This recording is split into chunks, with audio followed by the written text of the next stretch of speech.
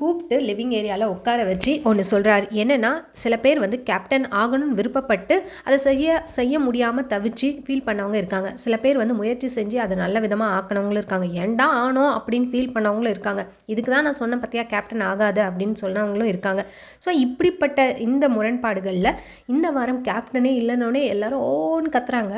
And ஒவ்வொருத்தருமே captain, நீங்கள் உங்களுக்குள்ளேயே அந்த 6 பேரை பிரித்து ஸ்மால் ஹவுஸ்க்கு அனுப்பிடுங்க அப்படின்ற மாதிரி சொல்கிறாங்க. ஸோ அவங்க எல்லாம் வாலண்டியராக அவங்கவுங்க ஏஞ்சி போகிறாங்க. யாரான்னு பார்த்தீங்கன்னா, மாயா, பூர்ணிமா, அர்ச்சனா, தினேஷ், நிக்சன், விஜய் வர்மா, இவங்கெல்லாம் அங்கே போய் நான் ஸ்மால் ஹவுஸ்க்கு போகிறேன் அப்படின்ட்டு. இதில் உங்கள் கருத்து என்ன அப்படின்னு கேட்கும்போது விசித்ரா என்ன சொல்கிறாங்க, தினேஷ் இருக்க இடத்துல பிரச்சனை வரும், தினேஷ் ஏதாவது கான்ட்ரவர்ஸ் பண்ணுவார், அதிகமாக டாமினேஷன் பண்ணுவார் அப்படின்னும்போது மணிக்கிட்ட கேளுங்க என்னை பற்றி அப்படின்னு சொல்லி தினேஷ் சொல்கிறார்.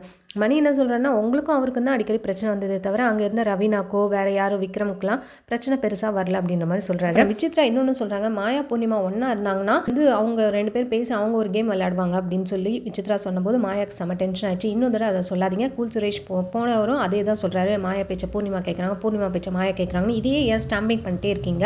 அவங்க இண்டிவிஜுவல் கேம் விளையாடுறாங்க, அவங்க சொல்கிறத நான் கேட்குறேன். இங்கே எல்லாருக்குமே ஒருத்தர் பேர் இருக்காங்க, அவங்க கருத்துக்களை பேசி சால்வ் பண்ணுறதுக்குன்னு. அது மாதிரி எனக்கு ஒன்று மதிக்க தெரிஞ்சால் பண்ணுங்கள், இல்லைனா தயவுசெய்து ஸ்டாம்பிங் பண்ணாதுன்னு செம்ம டென்ஷன் ஆகிட்டாங்க மாயா. விசித்ரா என்ன சொல்கிறாங்கன்னா, ப்ரொஜெக்ஷன் பண்ணுறது நான் இல்லை, ஆக்சுவலாக கிளியர் பண்ணதே நான் தான். அதை உங்கள் பேரை, அதாவது இவங்க 2 பேரும் மேனிபுலேட் பண்ணிக்கலாம், அவங்க இண்டிவிஜுவல் கேம் தான் விளையாடுறாங்கன்னு சொன்னதே விசித்ரா தான். அதை தான் இப்போ சொல்கிறேன். நான் தான் உங்களுக்கு அந்த ப்ரொஜெக்ஷன் நேமை வந்து சொல்லக்கூடாதுன்னு சொன்னவளே என்கிட்டயே சொல்கிறியான்னு சொல்லி மாயாட்ட சொல்லும்போது, அப்போ நீங்களே ஏன் இதை ஸ்டாம்பிங் பண்ணுறீங்கன்னு சொல்லி மாயா கேட்குறாங்க.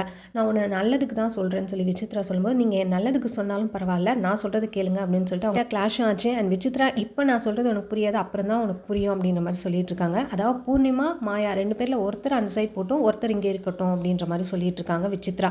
2 பேரும் அங்கே போயிட்டீங்கன்னா உங்கள் கேமை நீங்கள் பாட்டுக்கு விளையாடுவீங்க, யாரையும் மைண்ட் பண்ண மாட்டீங்க அப்படின்ற மாதிரி சொல்கிறாங்க. இது வந்து அவங்களுடைய ஒப்பீனியன். மற்ற எல்லாருக்கும் இந்த 6 பேர் போகிறதுல எந்த முரண்பாடு இல்லை, எந்த கருத்து முரண்பாடும் இல்லை. ஸோ அந்த 6 பேர் தான் போகிறாங்க. அர்ச்சனா, மாயா, தினேஷ், நிக்சன், விஜய் வர்மா, பூர்ணிமா, இவங்கெல்லாம் போகிறாங்க இந்த வாரம் பார்த்திங்கன்னா பிக் பாஸ் வீட்டில் ஸ்மால் பாஸ் வீட்டு எல்லா வீட்டுக்குமே எல்லாரும் போகலாம். நைட் தூங்குறது மட்டும் அவங்கவுங்க பிளேஸில் தான் தூங்கணும் அப்படின்ற மாதிரி பிக் பாஸ் சொல்லியிருக்காரு. ஸோ பொறுத்திருந்து பார்க்கலாம். இந்த வாரம் வேறு கலவரங்கள்லாம் வேறு வெடிக்கும். பொறுத்திருந்து பார்க்கலாம். இந்த மாதிரி அப்டேட்ஸ் என்ன சேனல் மறக்காமல் சப்ஸ்கிரைப் பண்ணிக்கோங்க.